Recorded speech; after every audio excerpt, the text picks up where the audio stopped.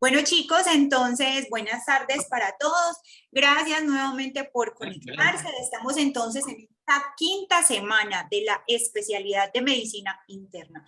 La próxima semana, el próximo jueves, iniciamos entonces ginecología.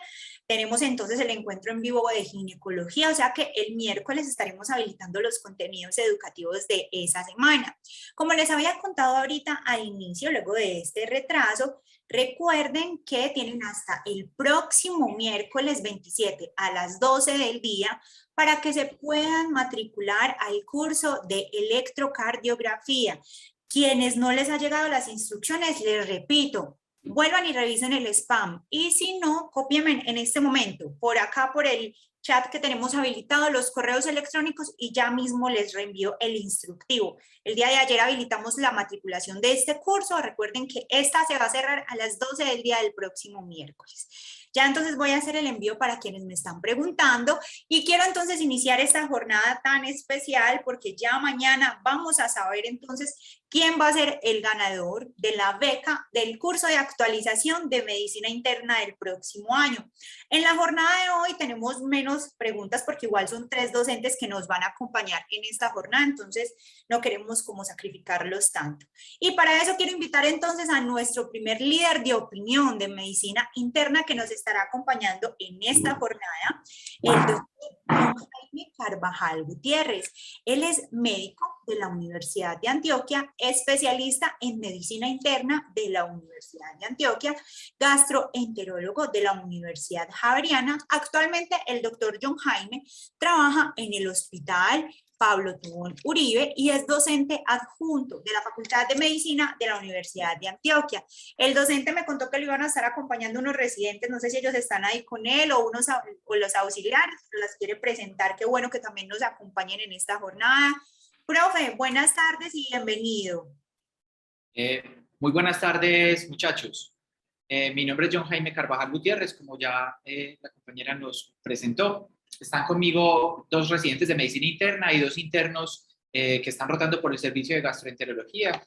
Qué bueno, profe, que te estén acompañando los residentes porque pienso que eso motiva muchísimo a nuestros estudiantes quienes están a puertas de que el próximo año presenten el examen de admisión y muchos de ellos quisieran estar ahí, ser entonces nuestros residentes. Entonces, qué chévere que le brindes la oportunidad también a ellos de que nos acompañen y que de pronto nos ayuden ahorita resolviendo preguntas. ¿Será, profe, que los ponemos a ellos a que nos ayuden a responder las preguntas de los estudiantes? De pronto sí, les damos primero la palabra a ellos. Listo, profe, quedamos pendientes. Entonces te voy a explicar, profe, la dinámica. Vas a iniciar, nos vas a dar la charla. Finalizando entonces la charla, vamos a hacer el juego de Kahoot. Creo que tú ya tenemos como 2 o 3 preguntas de las que me enviaste.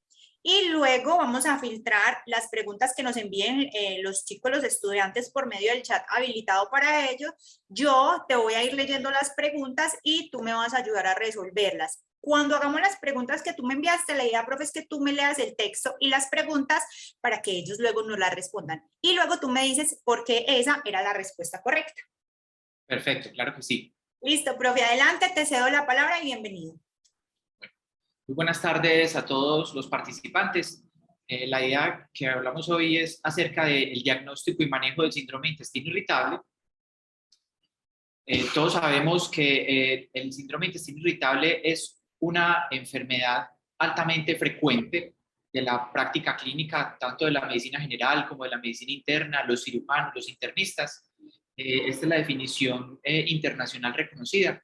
Se define como un trastorno funcional que usualmente se presenta por dolor abdominal crónico, alteraciones en el hábito intestinal y cambios en las heces, sin que se logre documentar una patología estructural o inflamatoria o de cualquier otro tipo metabólica que por los métodos o mecanismos que tenemos hoy en día para su estudio logre determinar alguna alteración. Esto nos quiere decir que el síndrome de intestino irritable es una enfermedad cuyo diagnóstico es básicamente clínico y depende del interrogatorio y los hallazgos al examen físico que podamos llegar a un buen diagnóstico. Entonces, como dijimos, es una enfermedad altamente frecuente. Las estadísticas nos dicen que alrededor del 5 al 15% de la población mundial pueden padecer esta enfermedad. La frecuencia de la enfermedad varía en algunas regiones, sin embargo, en general se mantiene alrededor del 15 o el 20%. Es una patología que es más frecuente en las mujeres, alcanza casi ser 2 veces más frecuente en las mujeres y digamos que tiene dos picos de incidencia. Esos son alrededor de los 30 años y el otro pico es alrededor de los 50 años. Al ser un diagnóstico que es eminentemente clínico, a pesar de que muchas personas cumplen con los criterios diagnósticos, algunas veces se realizan diagnósticos erróneos por parte de los médicos que lo están evaluando. Por eso es muy importante conocer todas sus características y todas sus variaciones para poder encontrarlo y lograr llegar a un diagnóstico correcto cuando estamos enfrentándonos a un paciente con síndrome de intestino irritable. Esta es más o menos la distribución mundial. Vemos que Colombia tiene una distribución muy homogénea, alrededor del 15 o el 20%, como algunos otros países de Latinoamérica, pero en general las prevalencias son similares en diferentes latitudes.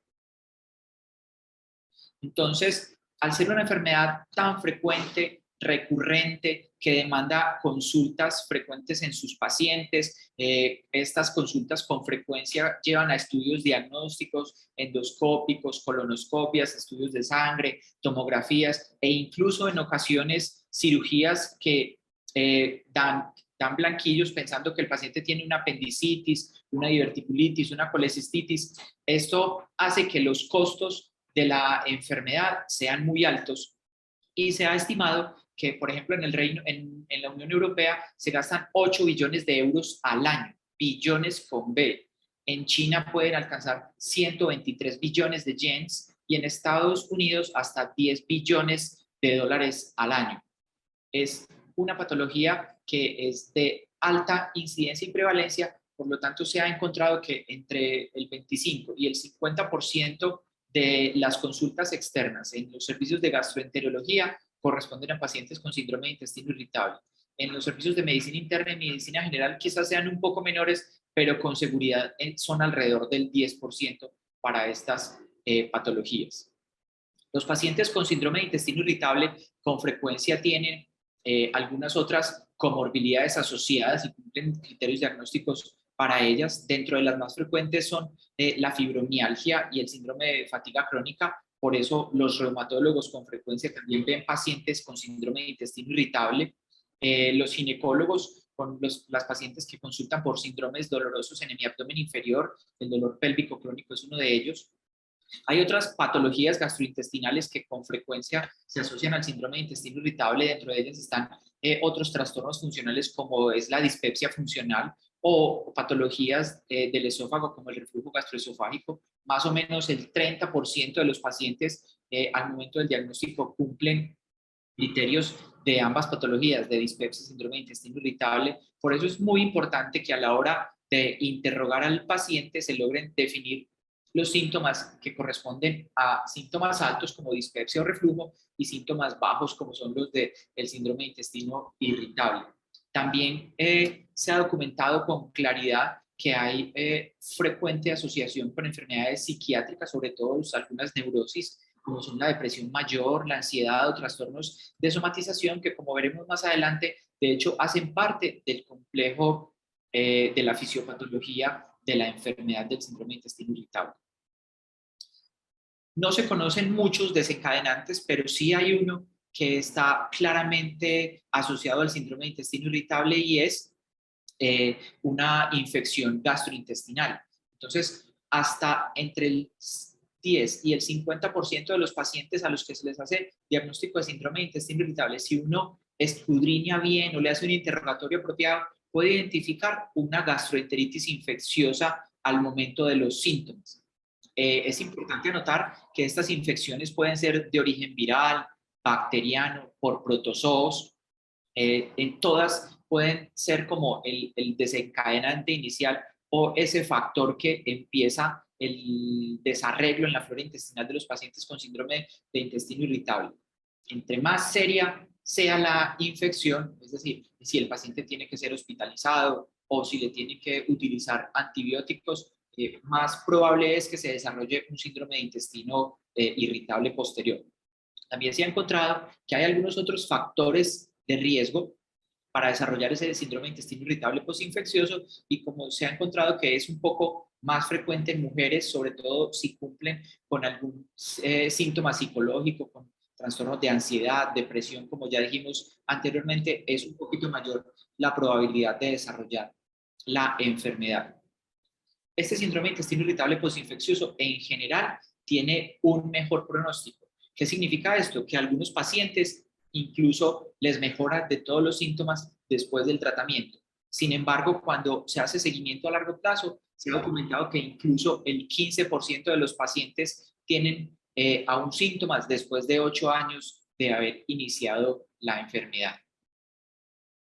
Entonces, son múltiples, digamos que las alteraciones o las teorías que se han argumentado para el síndrome de intestino irritable. Aquí están algunas de ellas. Son alteraciones en la motilidad intestinal, alteraciones en la hiperalgesia visceral, disregulación neuroentérica. Hay algún grado de inflamación microscópica subrepticia. Si bien la colonoscopia de estos pacientes no muestra francos cambios macroscópicos, no hay edema, no hay úlceras, no hay enrojecimiento de la mucosa, cuando se hacen estudios más profundos sí se ha notado que hay quizás un ligero aumento de la actividad inflamatoria, y cuando se miden los moduladores de la inflamación en la mucosa de los pacientes con síndrome de intestino irritable, quizás sí se ha encontrado que existe algún grado de alteración inflamatoria, aunque las patologías convencionales no logran determinarla ni hacernos pues un diagnóstico apropiado histológico. Volviendo a lo que dijimos anteriormente, es una patología que es eminentemente clínico su diagnóstico. También se han documentado alteraciones de la flora intestinal y de la sensibilidad a algunos alimentos. Más adelante vamos a tratar de precisar todas estas alteraciones. Entonces, hemos podido encontrar que existe un eje intestino, un eje entre el intestino, el cerebro y la microbiota, que genera algunas, digamos que, alteraciones en la regulación de la actividad del intestino. ¿Cómo es esto? Cuando hay una disregulación de la microbiota, el sistema inmune del tracto digestivo sensa esta disregulación y empieza a generar, digamos que, liberación de algunas citoquinas que aumentan la permeabilidad vascular. Todos sabemos que las citoquinas proinflamatorias en general aumentan la sensibilidad de las neuronas, favoreciendo la transmisión del dolor. Esto se llama hiperalgesia visceral y es desencadenada por la disregulación bacteriana. El cerebro trata de bloquear estos impulsos sensitivos que vienen desde el tracto digestivo para evitar esa sensación como dolorosa. Sin embargo, cuando esta barrera o este filtro a los estímulos sensitivos que el cerebro debería inconscientemente realizar se ve vencida, es que se da la percepción del dolor. Entonces, los pacientes con síndrome de intestino irritable tienen una percepción aumentada del dolor desde los estímulos del tracto digestivo. Las enfermedades psicológicas como la depresión, la ansiedad, el estrés, los trastornos somatomorfos, lo que hacen es que quitan ese freno y favorecen que todos esos estímulos que vienen desde el tracto digestivo lleguen al cerebro y sean percibidos como nocivos y como dolorosos, favoreciendo la percepción del dolor. Entonces acá vemos, digamos que en menor escala, como un paciente con síndrome de intestino irritable versus un paciente sano. Entonces, a la derecha, no se ve la flecha. Bueno, a la derecha tenemos un paciente con síndrome de intestino irritable en el cual hay menor variabilidad de bacterias.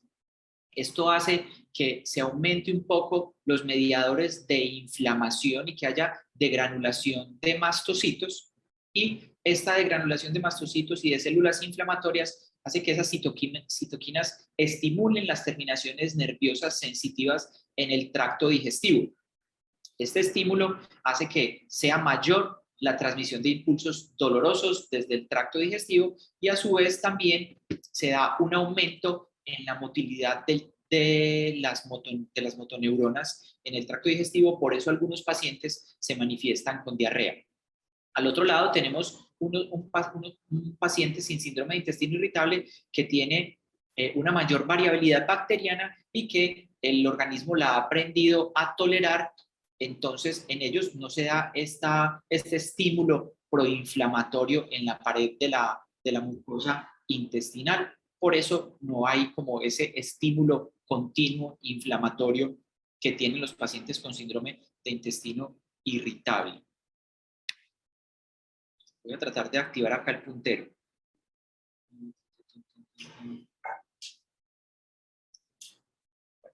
Después seguimos. Entonces, en cuanto a las alteraciones del microbioma, hemos logrado documentar que una buena parte de los pacientes con síndrome de intestino irritable tienen sobrecrecimiento bacteriano en el intestino delgado. El intestino delgado tiene, digamos que un número más o menos constante de bacterias intestinales, pero en los pacientes con síndrome de intestino irritable, sobre todo aquellos que tuvieron una infección gastrointestinal previa, como hablamos anteriormente, digamos que hay una disregulación de esta flora bacteriana y hay un aumento de bacterias que deberían ser solamente en el colon, como los enterococos, las enterobacterias y la E. coli, empiezan como a migrar y a crecer en mayor cantidad en el intestino delgado. Eso se llama sobrecrecimiento bacteriano. También empieza a aparecer o predominar algunas otras bacterias como aquellas del género Archaea, como el Methanobrevibacter smithii, que aumenta la producción de metano.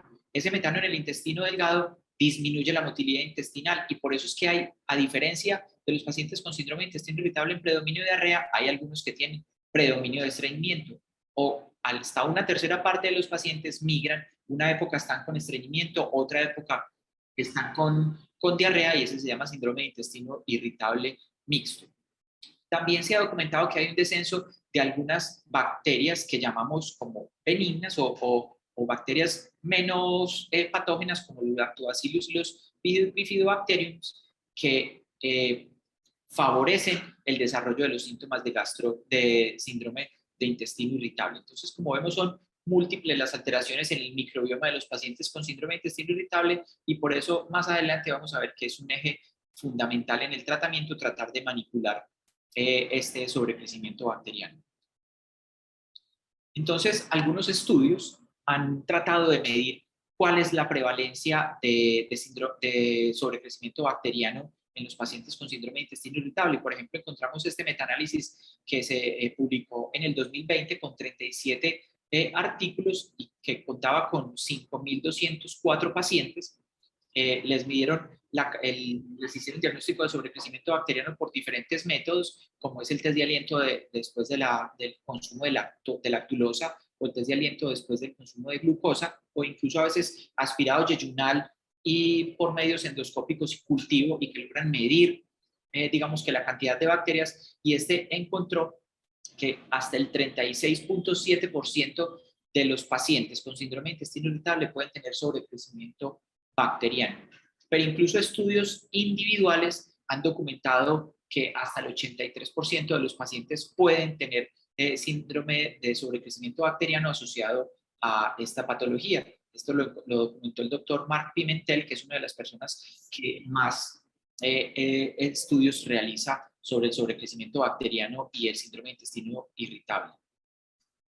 Entonces, este es más o menos un resumen de la fisiopatología. Como vemos, del lado derecho hay algunas condiciones medioambientales o psicosociales que favorecen esos cambios neurológicos, como son estrés agudos o crónicos, expectativas de vida, el ambiente laboral, el ambiente familiar, todo el desarrollo, las dificultades que se posean durante toda la vida, va haciendo como una neuromodulación en la personalidad de los pacientes. Luego vienen otros factores medioambientales como son infecciones gastrointestinales, el uso de antibióticos, la dieta, que van a generar estímulos en el tracto digestivo cambiando ese microbioma.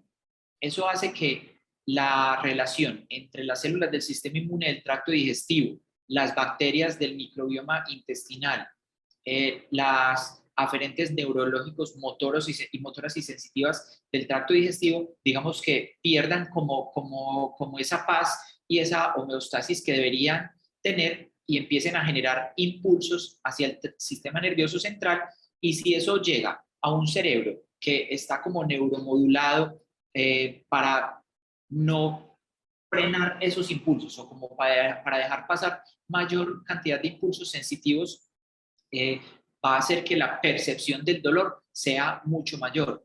Entonces, en resumen, vemos que la disregulación entre el sistema inmune y las bacterias intestinales generan degranulación, digamos que subrepticia o a escala menor, no como para dañar la mucosa intestinal. Eso es captado por las aferentes, se transmite al sistema nervioso central, el sistema nervioso central las deja pasar, las deja filtrar y las percibe como dolorosas, y a veces manda incluso impulsos hacia abajo, favoreciendo una mayor motilidad o una menor motilidad, lo que genera la sintomatología del síndrome de intestino irritable.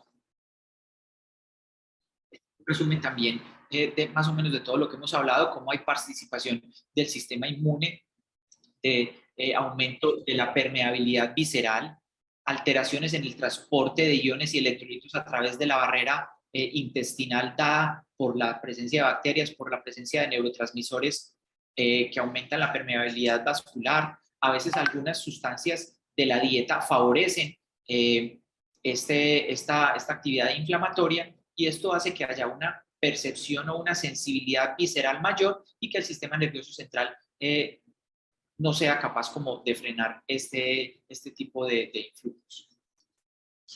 Entonces, son muchas las alteraciones que se han documentado: disbiosis, inflamación subrepticia o microscópica, alteraciones en el balance neuroendocrino de las células del sistema entérico, alergias alimentarias, infecciones concurrentes. Todo eso lleva a que las relaciones que se dan en todos estos factores favorezca el desarrollo del síndrome de intestino irritable.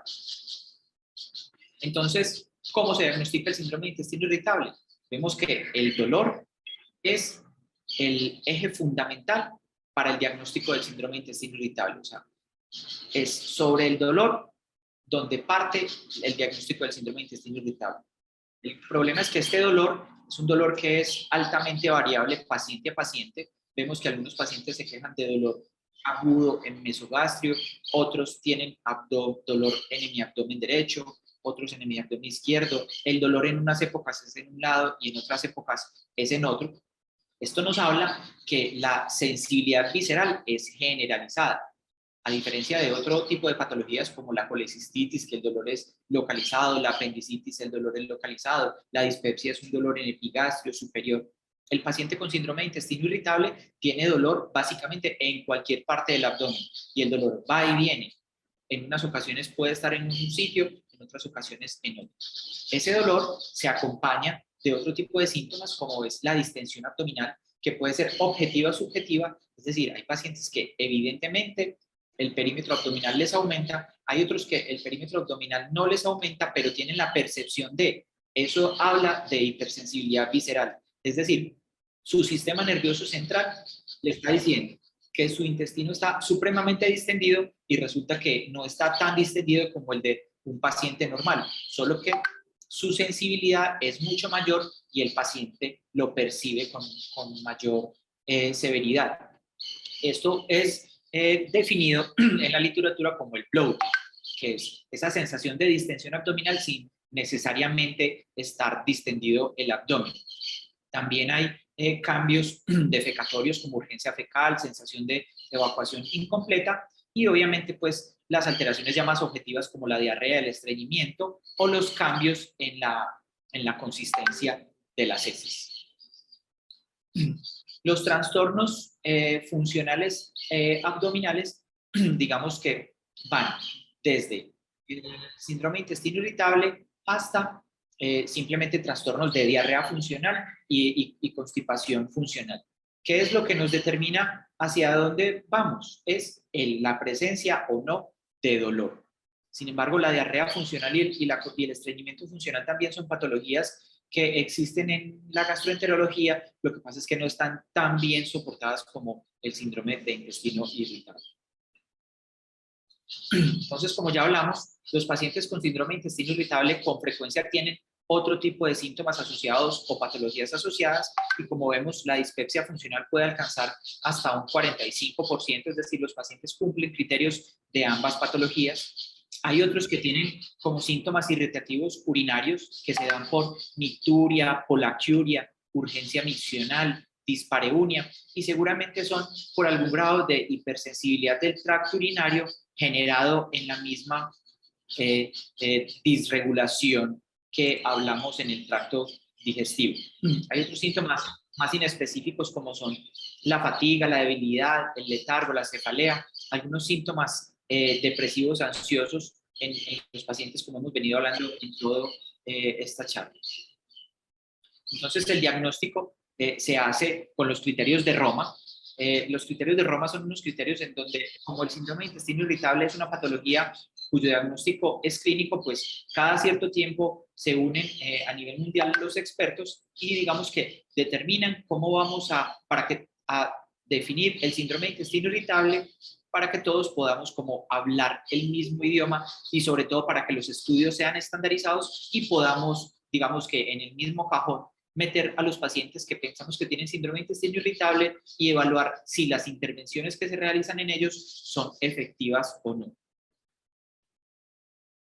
Entonces, además de esos criterios de Roma, que son el dolor y los cambios que hablamos en las heces y de deposición, en la diarrea, en el estreñimiento y los cambios en las alteraciones de las heces, digamos que otra forma de objetivizar y estandarizar los cambios en las heces está la escala de Bristol, que va de 1 a 7 y nos habla desde pacientes con estreñimiento severo hasta pacientes con diarrea, y esto hace que podamos clasificar los pacientes en síndrome de intestino irritable con predominio de diarrea cuando la mayor parte del tiempo, es decir, más del 25% de las deposiciones son heces Bristol 1, son heces Bristol 5, 6 o 7, es decir, blandas o diarreicas.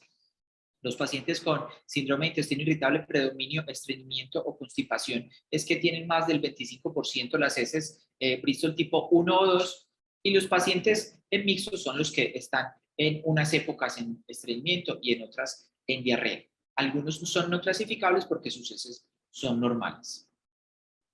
Siempre que nos enfrentamos a un paciente con síndrome de intestino irritable, pues tenemos que primero tratar de descartar patologías que tengan un diagnóstico preciso y que tengan unas alteraciones, digamos que más evidentes y que tienen tratamientos específicos como son la enfermedad inflamatoria intestinal, la colitis ulcerativa y el Crohn, el cáncer de colon, parasitosis como la yardiasis, la colitis microscópica, la intolerancia a la lactosa, mala absorción de sales biliares, la enfermedad celíaca, las gastroenteritis inflamatorias como la eosinofílica y la isquemia mesentérica.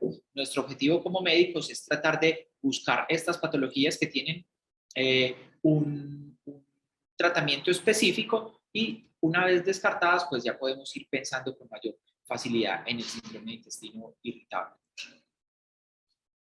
¿Cuáles son los signos de alarma en los pacientes que nos consultan con dolor abdominal y cambios en el hábito intestinal? Que son esos pacientes en los que debemos buscarle ese otro tipo de patologías. Entonces, un paciente con un síndrome, con dolor abdominal y que nos consulta después de los 50 años. Como vimos, si bien hay un pico de síndrome de intestino irritable después de los 50 años, en general una enfermedad de pacientes jóvenes, entonces en estos mayores de 50 años, que ya entran dentro de esta población que eventualmente podría tener patologías neoplásicas como cáncer de colon o cáncer de páncreas, pues ese es un signo de alarma para decir, hombre, a este paciente yo creo que sí toca intentar buscarle otro tipo de patologías y otro tipo de estudios como colonoscopias o tomografías. Cuando los síntomas son muy severos y progresivos y no responden al manejo médico, entonces el paciente tenemos que abrir la lupa en él para ver si tiene alguna otra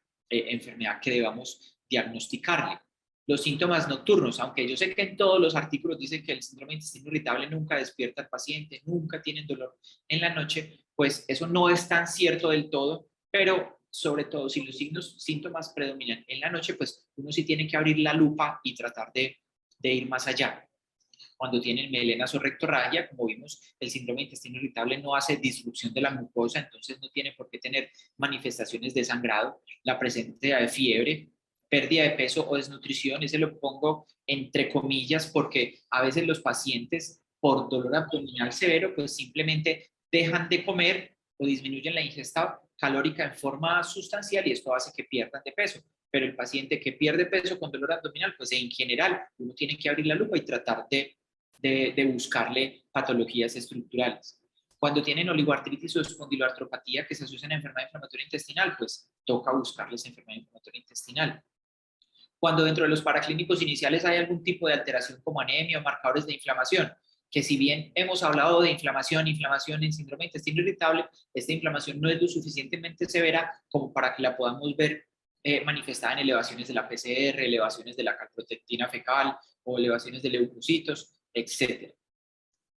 En los pacientes que tienen historia familiar de enfermedad inflamatoria intestinal o cáncer, pues esos tenemos que tratar de descartárselos, o cuando hay uso de antibiótico reciente, porque entran otras patologías como la infección por Clostridium. En general, ya dijimos que uno no necesita diagnósticos, exámenes de laboratorio o imagenológicos para diagnosticar el síndrome de intestino irritable, pero cuando el paciente está muy sintomático, pues uno sí le puede hacer algunos exámenes de control que son bastante sencillos para al menos con un panorama más o menos general descartarle otras patologías, como ya dijimos, un hemograma para buscarle anemia o leucocitosis, un programa para buscarle parásitos, la PCR para ver si hay actividad inflamatoria. Hoy en día contamos con la calprotectina fecal, que es un marcador de inflamación del tracto digestivo y que no tiene por qué elevarse en pacientes con síndrome de intestino irritable, pero sí se eleva en pacientes con cualquier patología inflamatoria o infecciosa del tracto digestivo. La enfermedad celíaca, que no es tan frecuente en nuestro medio, pero siempre hay que tenerla en cuenta. Cuando se sospecha síndrome de intestino irritable, pues se deberían pedir los anticuerpos para descartar enfermedad celíaca, como son los antigliadina, antitransglutaminasa y antiendomicio. Bueno, llegamos a lo que siempre todos están esperando. Eso no era una propaganda para esta bebida gaseosa.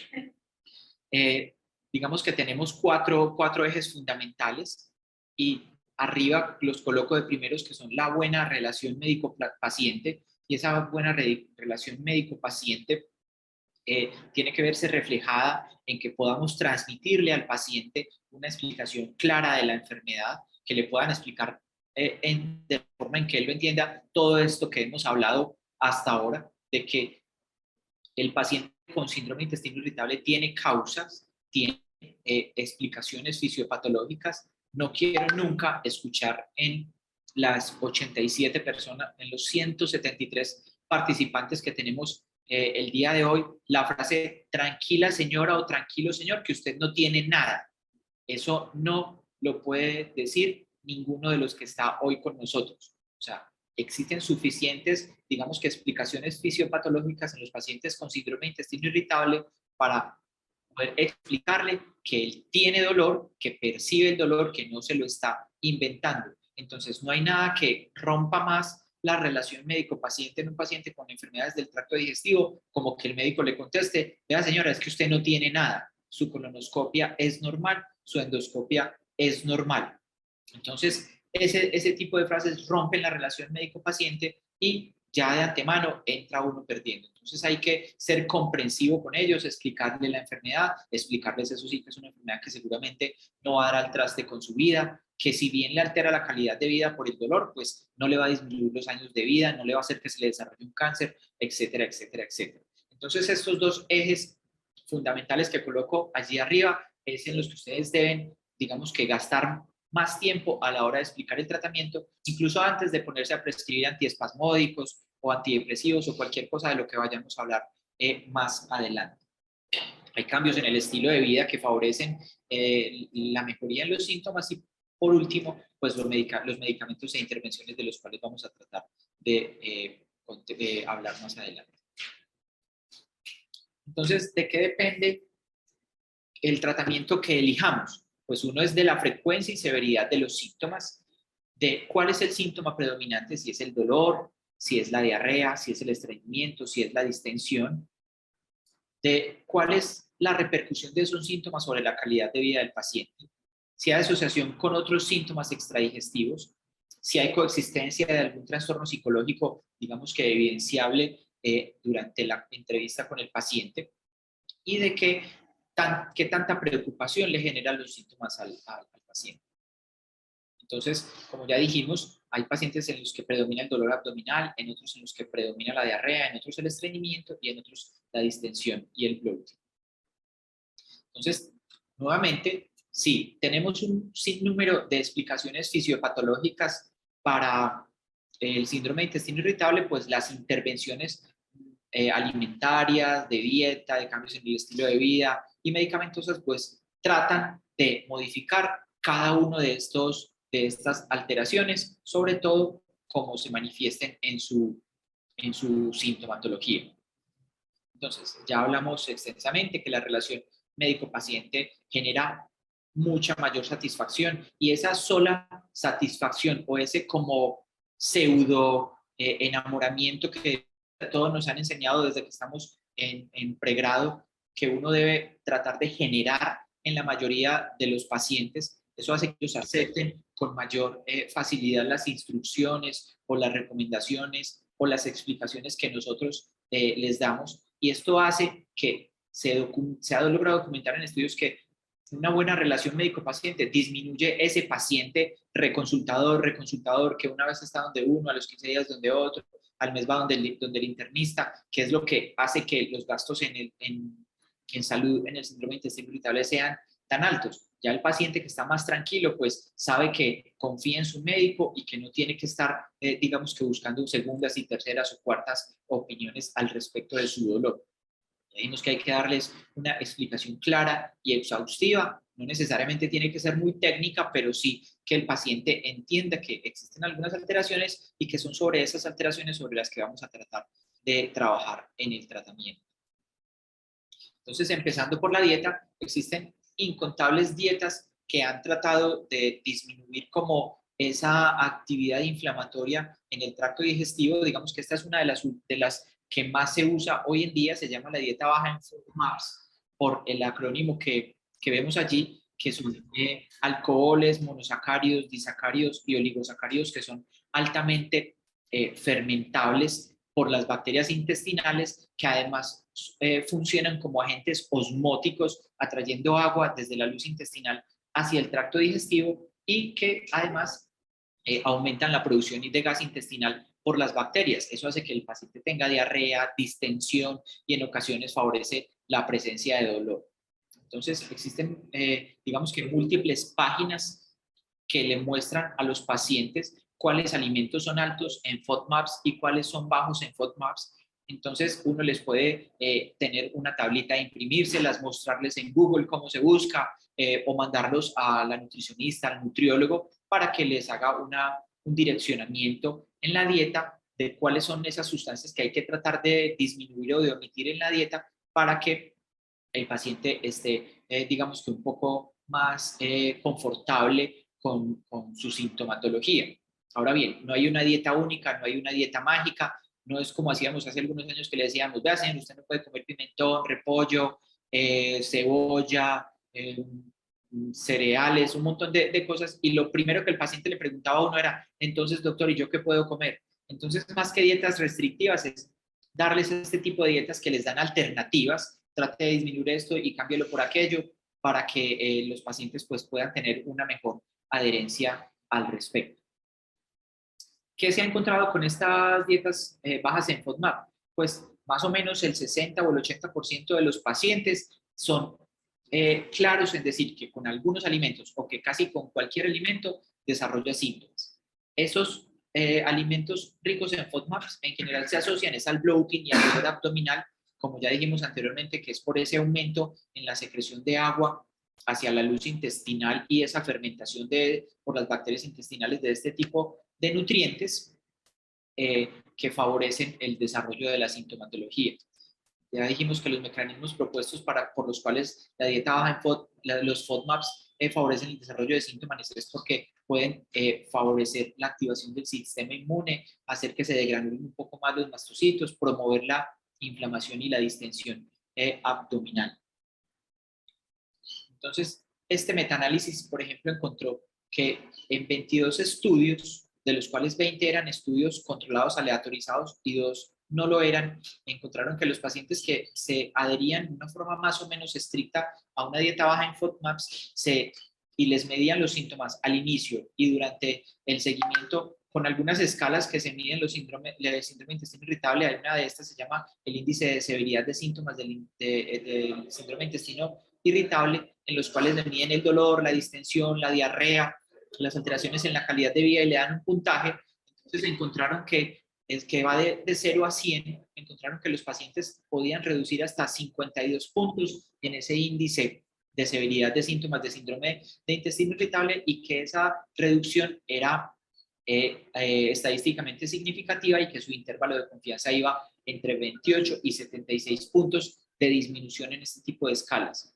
Eso le daba a los investigadores un OR, un odds ratio de 2.4 de mejoría en los pacientes que se adherían a la dieta baja en FODMAPs versus los que tenían una dieta libre. Es decir, controlarle la dieta a los pacientes con síndrome de intestino irritable, sobre todo de estas dietas que son bajas en FODMAPs, puede favorecer la disminución de los síntomas. Y básicamente esa disminución se daba en las subescalas de distensión, de insatisfacción con el hábito intestinal y la frecuencia de las deposiciones.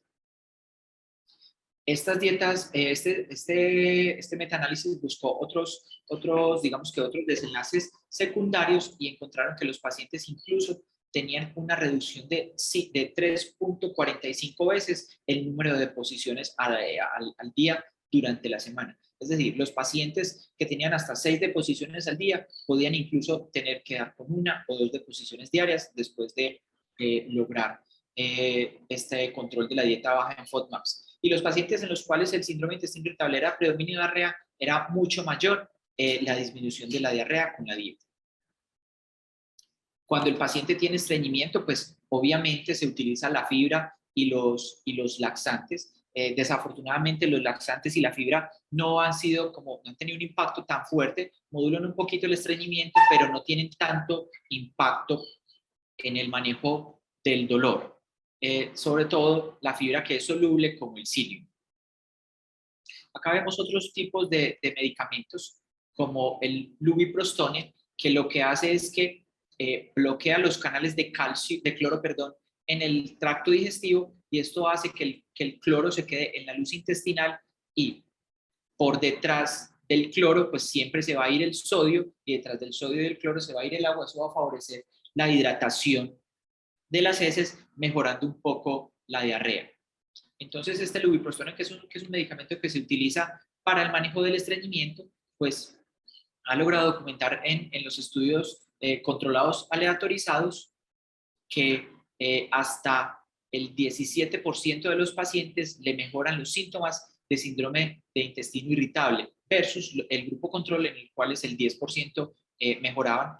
¿Por qué los pacientes en este tipo de enfermedades funcionales tienen mejoría de los síntomas? Por esa buena relación médico-paciente. Es decir, en las enfermedades funcionales el efecto placebo es bastante importante y sobre todo se da por la confianza del paciente en el médico. Bueno, acá vamos a ver cómo modificar la flora intestinal modifica los síntomas del tracto digestivo, del síndrome de intestino irritable. Entonces, vemos cómo los pacientes que tienen una flora intestinal alterada o que no tienen una buena variabilidad bacteriana en el tracto digestivo y que hay más enterobacterias patógenas, digamos que van a hacer que haya un aumento de la permeabilidad vascular. Estos antígenos bacterianos logran pasar por las uniones estrechas. Esto es lo que tan llamado hoy en día se llama el estómago, el intestino permeable, del intestino permeable. Eso hace que haya más permeabilidad por las uniones estrechas entre los enterocitos y esos antígenos sean expuestos en la submucosa y las células del sistema inmune lo reconozcan y favorezcan la degranulación y la activación inmune, como ya hablamos anteriormente. Entonces, los probióticos tratan de, que son bacterias, digamos que bacterias buenas, tratan de estabilizar esta relación, generando un aumento en la producción de mucinas, de moco, que lo que hace es que hace como una especie de barrera entre el enterocito y la luz intestinal, y eso hace que mejore un poco la permeabilidad. Lo mismo estos probióticos o estas bacterias buenas, por así llamarlos, pues al ocupar un espacio disminuyen la colonización por bacterias patógenas, a su vez compitiendo con ellas por los nutrientes, disminuyendo las cantidades de las mismas. Esto favorece que haya menor activación inflamatoria intestinal y a su vez favorece también la producción de inmunoglobulinas benévolas como la inmunoglobulina A en el tracto digestivo. Esta es la forma en cómo los probióticos favorecen la mejoría de la relación entre las bacterias, el sistema inmune y el sistema neurosensitivo del tracto digestivo. Entonces, como hablamos hace un rato, al principio dijimos que los lactobacilos y los bifidobacterias son bacterias que son como buenas o se consideran benéficas, y en los pacientes con síndrome de intestino irritable están disminuidas, pues las presentaciones de probióticos que tenemos lo que hacen es tratar de proveernos este tipo de bacterias para aumentar sus cantidades. Acá vemos como, por ejemplo, se realizó un metaanálisis con 35 estudios controlados aleatorizados y encontraron que el uso de probióticos en pacientes con síndrome de intestino irritable, cuando se medían los síntomas por este índice de síntomas globales en síndrome de intestino irritable, lograban una reducción del riesgo relativo de tener síntomas de hasta 0.79, y encontraron que el NNT para mejorar la sintomatología en los pacientes con síndrome de intestino irritable a partir de los probióticos era de 7. Yo sé que no es un NNT ideal, pero todos hemos escuchado que los pacientes con síndrome de intestino irritable van y vienen y no se les quita el dolor, no les mejora, pero en la medida en que vamos logrando como este número de intervenciones, pues, y las vamos sumando, cada una de ellas va haciendo que logremos una mejoría mayor en este tipo de pacientes. Saltémoslo un poco. Hay otras formas de modular la flora intestinal. Entonces, una es darle probióticos, como lo acabamos de ver, y otra es darle antibióticos, y este es uno de ellos, que es la rifaximina, que es un antibiótico de acción luminal, no se absorbe y es altamente específico por las bacterias del tracto digestivo. Entonces, la rifaximina lo que hace es que hace un barrido un poco de la flora intestinal, buscando que cuando se empiece a regenerar con la dieta, a veces les asociamos probióticos como para que haya un crecimiento un poco, digamos que más favorable para nosotros, y buscamos la mejoría de los síntomas. Entonces, digamos que estos dos estudios, el Target 1 y el Target 2, son los dos estudios como pivotales o los dos que más impacto generaron en el manejo de síndrome de intestino irritable para la diarrea, para el síndrome intestinal, sobre todo el de predominio de diarrea. Entonces cogieron 1.260 pacientes y los aleatorizaron a recibir rifaximina por 2 semanas, 3 veces al día, y luego del seguimiento les hicieron los índices después de manejo de síntomas de síndrome de intestino irritable en pacientes con síndrome de intestino irritable de predominio diarrea. ¿Y qué encontraron? Que el 40.7% de los pacientes que recibieron rifaximina mejoraron versus el 31.7% de los pacientes con placebo. Ojo, otra vez placebo muy alto, pero esta diferencia fue estadísticamente significativa. Más tarde se realizó un metaanálisis que incluso sumaba estos 1.200 pacientes más otros 600 y pico de pacientes de otros 3 estudios, y encontraron hallazgos similares, que los pacientes con síndrome de intestino irritable predominio de diarrea que recibían rifaximina tenían una mejoría de los síntomas en el 42.2% versus el 32.4% en los pacientes que recibieron placebo. También se ha logrado documentar que el retratamiento con rifaximina rescata pacientes a los cuales les recae el dolor. Y aquí tenemos este estudio que fue el Target 3, que fue la continuación de algunos de los anteriores, en los cuales a los pacientes que habían mejorado y tenían recaída en los siguientes meses con síntomas de síndrome de intestino irritable, pues les daban un retratamiento con rifaximina, y eso encontraba que hasta el 56% de los pacientes que les habían dado un retratamiento con rifaximina nuevamente tenían mejoría del dolor abdominal y de la diarrea en el seguimiento. Entonces, esto era una pregunta que se tenía anteriormente, que si la rifaximina solo se podía dar por una vez en la vida, pues no, tampoco es que lo vamos a ir dando cada 1 o 2 meses que el paciente consulte, pero se pueden dar retratamientos y algunos pacientes podemos hacer que nuevamente tengan mejoría de los síntomas. Esto es más o menos cuál fue el diseño del estudio, pero no vamos a ir sobre él, que ya estamos un poco cogidos del día por el retraso inicial. Aquí vamos con los antidepresivos. Entonces, los antidepresivos, digamos que tienen un efecto dual en los pacientes con síndrome de intestino irritable.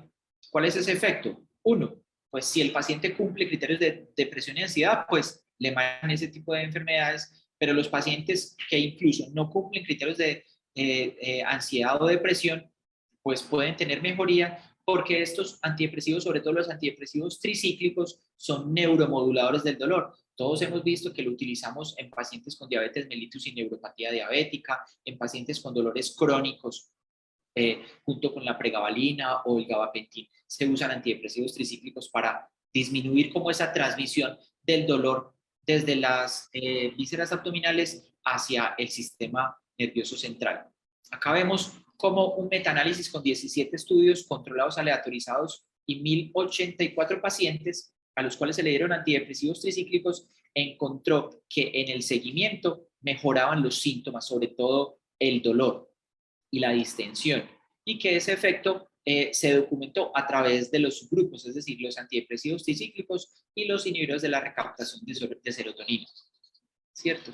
Otro metaanálisis con 2 estudios encontró hallazgos similares e incluso cuando se daban a pacientes con estreñimiento y diarrea en síndrome de intestino irritable. Acá vemos un metaanálisis muy reciente. Acá vemos un metaanálisis muy reciente en el cual el dolor abdominal tuvo un OR un riesgo relativo de mejoría de 1.49 y que no atravesaba la unidad, o sea que era estadísticamente significativo a favor de los antidepresivos. Ahora bien, los antiespasmódicos, que es de hecho los medicamentos más utilizados, los dejé a propósito al final porque como vemos hasta aquí, los demás medicamentos en general tratan de intervenir la fisiopatología. Los antiespasmódicos son medicamentos que básicamente lo que mejoran es como los síntomas. Tenemos múltiples tipos de antiespasmódicos, como los muscarínicos no específicos, los antimuscarínicos específicos, ¿cierto? Los no específicos son los tradicionales, la iosina, la atropina, que su problema es que tienen muchos efectos secundarios. Los más específicos, como son el bromuro de otilonio, de pinaverio, de simetropio, lo que hacen es que tienen menos efectos secundarios antimuscarínicos y por eso son más específicos del tracto digestivo y mejoran el dolor abdominal al ser antiespasmódicos. Hay otros tipos de antiespasmódicos como son los bloqueadores de los canales de calcio como la mebeverina, la fenoverina o los que se unen a los receptores opiáceos como la famosa trimeutina. Todos estos antiespasmódicos en general son para controlar el dolor, pero usted los deja de tomar y el paciente continúa con los síntomas en general. Pero que busco, por ejemplo, este metaanálisis con 22 estudios controlados y aleatorizados y casi 1.800 pacientes buscando diferentes tipos de antiespasmódicos. Como ya vimos, hay distintos tipos de ellos, pues encontraron que en general son efectivos, son más efectivos que el placebo y es más efectivo en forma significativa. El NNT es de 5, es decir, se necesitan 5 pacientes para que haya pues, mejoría significativa de los síntomas y acá vemos cómo se distribuye de acuerdo a si son muscarínicos no selectivos como la iosina, los otros más específicos como el otilonio y el pinaverio, pero en general todos tienen como una buena eficacia.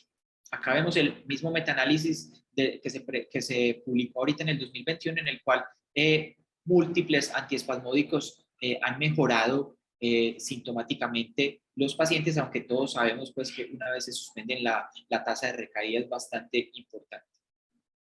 Entonces, en resumen, el síndrome de intestino irritable, el manejo del síndrome de intestino irritable tiene múltiples tipos de intervenciones. Estas intervenciones están dadas básicamente por el predominio de los síntomas. Si hay predominio de diarrea, pues se usa la loperamida, el uloxadoline, que es un medicamento nuevo que probablemente entre en los próximos meses o años al país. el alocetrón, el ondansetron, los antibióticos favorecen mucho la diarrea.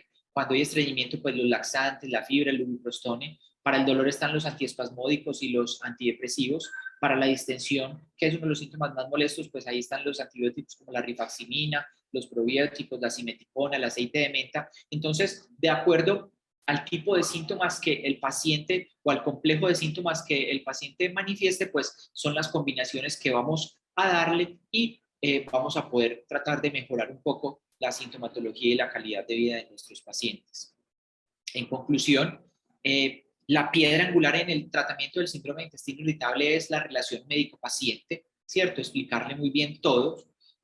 La dieta baja en FODMAPs, digamos que es bastante prometedora, pero en general pues se necesitan más estudios que nos indiquen cómo se va a hacer su aplicación.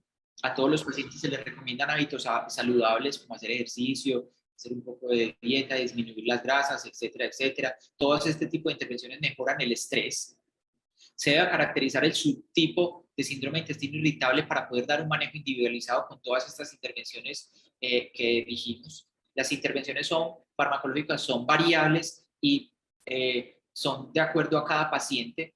Los síntomas van y vienen en el tiempo. Debemos tratar de utilizar medicamentos con buenos perfiles de seguridad y con frecuencia el paciente requiere cambios de medicamentos sin decir que eso signifique que hay unos medicamentos más buenos que otros, simplemente es que hay mucha variabilidad en la sintomatología. Muchas gracias, espero que hasta acá hayamos podido dar, digamos que un buen panorama sobre las causas, la etiología del síndrome de intestino irritable y su manejo. Y finalmente una cuñita, la de ahorita no era una cuña lo de la bebida gaseosa, pero sí los quiero invitar a la 21ª Convención Internacional de Gastroenterología que se va a realizar acá en Medellín. La GAN es la Asociación de Gastroenterólogos de Antioquia, el 5 y 6 de noviembre de este año, donde se va a hablar obviamente de todas las patologías gastrointestinales que le atañen a los médicos generales, a los internistas y a los gastroenterólogos, así que busquen en internet cómo poder asistir a esta convención que realizamos cada año. Muchísimas gracias, profesor, por esta interesante charla. Sobre todo, no es ninguna cuña, todo eso hace parte de la academia y el proceso de aprendizaje de nuestros estudiantes, especialmente cuando quieren ser residentes. Entonces, es muy importante que ellos aprovechen este tipo de cursos, convenciones, congresos. Todo eso hace parte, pues, como de su proceso formativo.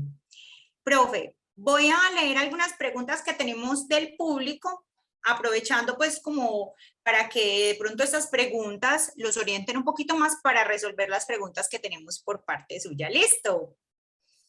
Entonces, profe, no sé si las vas a responder tú o las van a responder los residentes.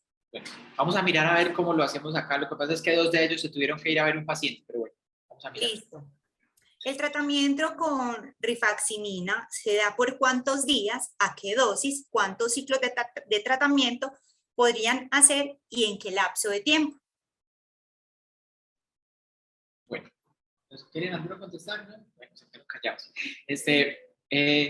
La rifaximina, la dosis es por 14 días y se da entre 2 y 3 veces al día 550 miligramos.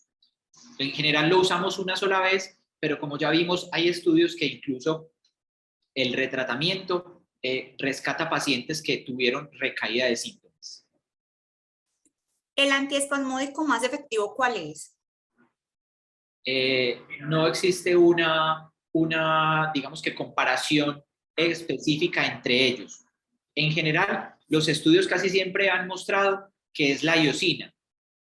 Y casi todos los artículos americanos que uno ve al respecto recomiendan la iosina. Pero en la vida real, yo no sé por qué, si es que nuestra iosina, no sé, no, mejor no voy a decir eso.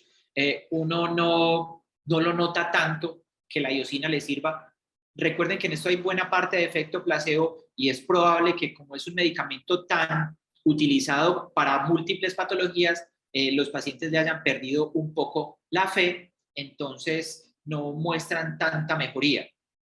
Casi nunca lo usamos más los específicos, sobre todo porque tienen menos efectos secundarios, pero yo no quisiera decir que existe uno más o menos efectivo que otros, porque uno ve que incluso El más conocido y que por algunos un poco desprestigiado, que es la trimebutina, uno ve que algunos pacientes responden de forma muy apropiada. Además de la rifaximina, ¿qué otros antibióticos se pueden utilizar en gastroenteritis aguda bacteriana? ¿Cuál sería el antibiótico de elección? También se puede usar la rifaximina en gastroenteritis aguda. Bueno, ya digamos que eso es otro tema. En gastroenteritis bacteriana, pues en la diarrea del viajero, la rifaximina es útil, pero cuando ya es una diarrea enteroinvasiva, pues normalmente usamos otro tipo de antibióticos como la ciprofloxacina y el metronidazol o la ampicilina sulbactam, pero no son medicamentos que usemos para el síndrome de intestino irritable, que es otra cosa, ¿sí? Profesor, ¿los probióticos se pueden dar por ciclos? ¿Cómo se recomiendan en este tipo de pacientes? Bueno, digamos que esa es una muy buena pregunta porque uno a veces ve que les mandan probióticos por 3 días, por 7 días y yo, no voy a hacer ese símil.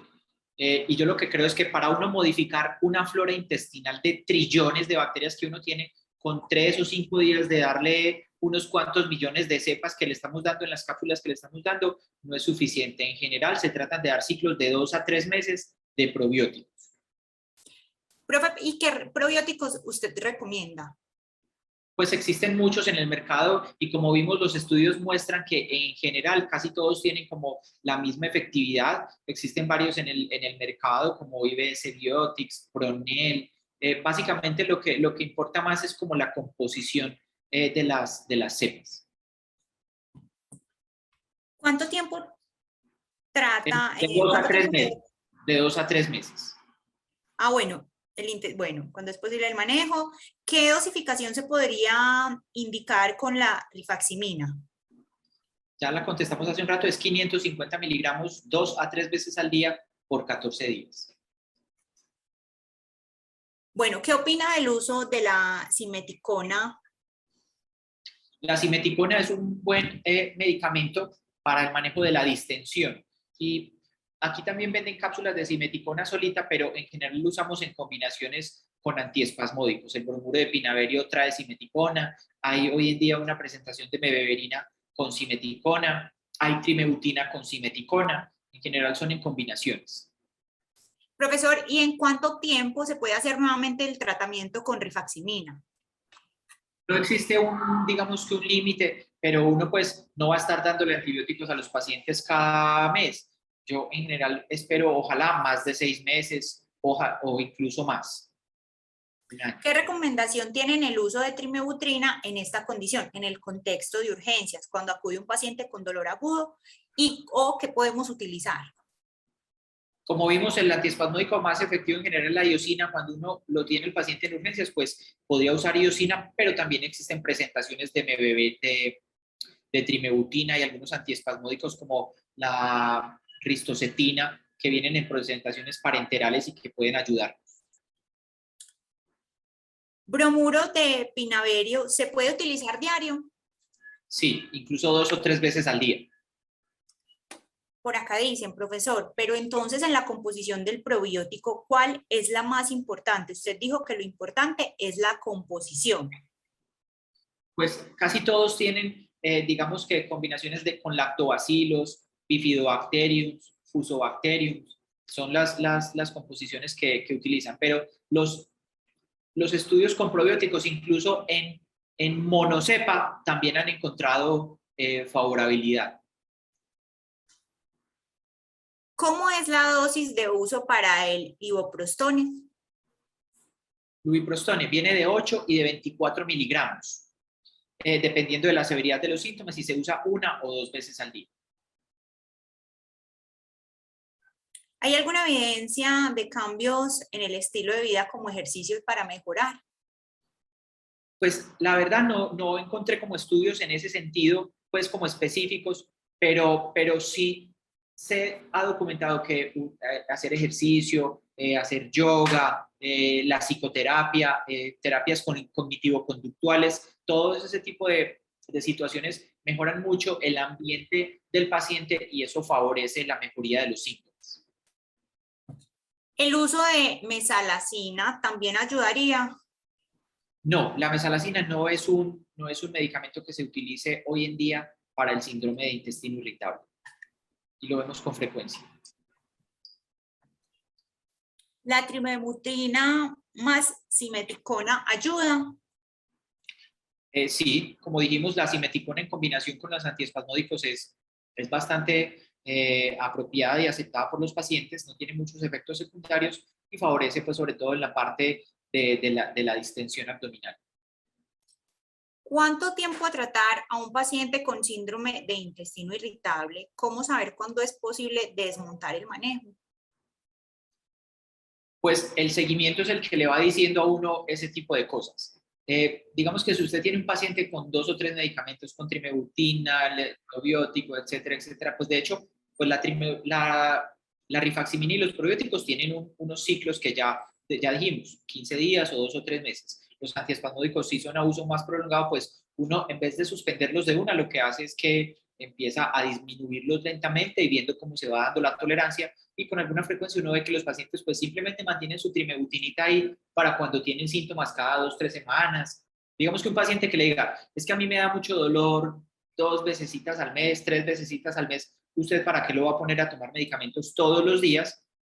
Más bien lo que hace es que lo hagan a necesidad. Y por último, pero creo que esta la acabas de responder un poquito, ¿cada cuánto se recomienda hacer seguimiento a paciente con síndrome de intestino irritable? No, es dependiendo de la severidad de los síntomas. Yo creo que si uno apenas lo está viendo por primera vez y le propuso una terapia, yo creo que entre 1 y 2 meses es un buen tiempo. Y ya cuando ellos están controlados, cada 3, cada 6 meses. Perfecto, doctor. Entonces ahora vamos a realizar la actividad de Kahoot para no robarle más tiempo al profesor Juan Manuel, quien se encuentra conectado desde muy temprano con nosotros. Chicos, recuerden registrarse con su número de cédula. Profe, la idea es que tú me leas el enunciado, también me leas las respuestas, porque las respuestas a ellos en las aplicaciones o en el dispositivo no les aparecen. Y Okay. que el jugador de cada uno de los días, mañana, finalizando la jornada, hacemos una sumatoria y ya tendremos entonces un ganador de una beca para el curso de actualización de medicina interna. El código entonces, chicos, ya se los voy a colocar. 8033 515. Recuerden registrarse con su número de cédula.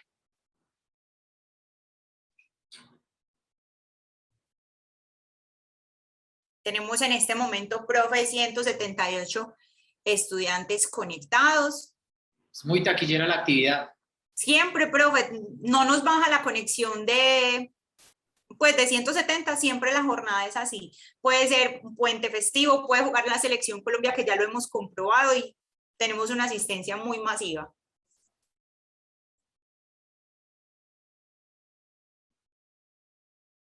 Esperemos 30 segundos más. No, siquiera no me invitaste hace 8 días a la actividad porque jugaba la Selección Colombia. Si hubiera sido muy... Profe, y ellos estaban conectados y yo solo escuchaba que mis vecinos gritaban gol, pero estábamos en clase. Juiciosos. Súper juiciosos y teníamos muchísimos, habían como 170 conectados. Hubiera sido un dilema. Pero primero la formación académica. Ellos Claro. están entre la espada y la pared. Bueno, vamos entonces a dar inicio, Alejita. Vamos a empezar. Ay, yo quiero...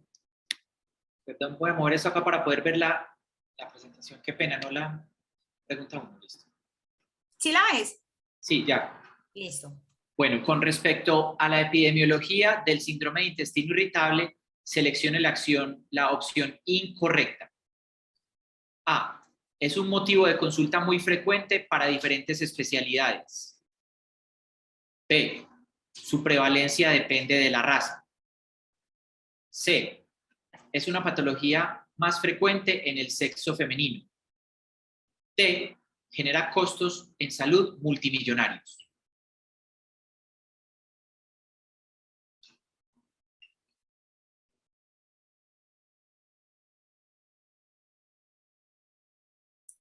Recuerden, chicos, que estas preguntas van a ser base y utilizadas en el examen final del semillero, que es como una preparación de ustedes para el examen de admisión. Por eso son hechas directamente por nuestros especialistas. Bastante bien. El 82% dice que su prevalencia depende de la raza. Esa es la respuesta correcta. Si bien varía de país a país, digamos que es más por razones socioculturales, de percepción del dolor, de estrés emocional y esas cosas que sobre la parte racial como tal.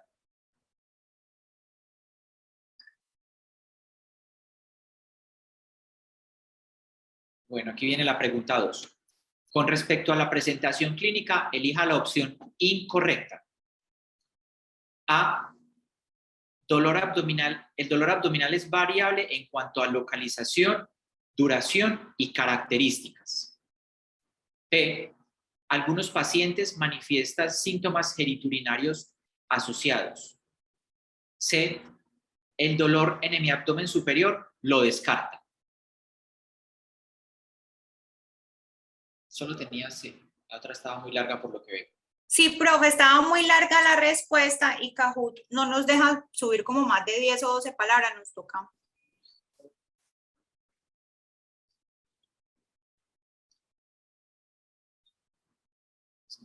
Exactamente. El dolor en mi abdomen superior no lo descarta por varias razones.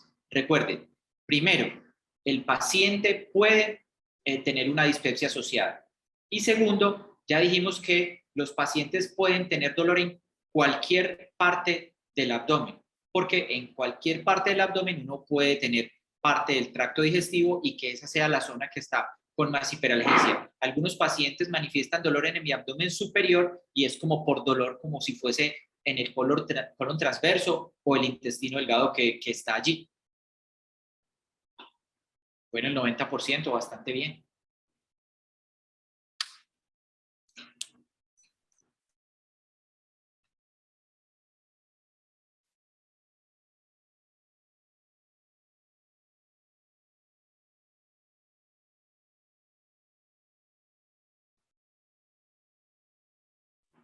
Listo, profe. Finalizamos entonces. Yo les voy a compartir a los estudiantes ahorita las otras preguntas, se las voy a leer finalizando la jornada porque no quiero robarle más tiempo al doctor Juan Manuel y también nos está esperando el doctor Sebastián Peinado. Listo, perfecto, Cata. Muchas gracias. Muchas gracias, doctor. Bueno, muchachos, hasta la próxima. Que me vuelvan a invitar. Claro que sí, profesor. Gracias por acompañarnos en esta interesante jornada finalizando la especialidad de medicina interna. Nos vemos entonces. Hasta luego.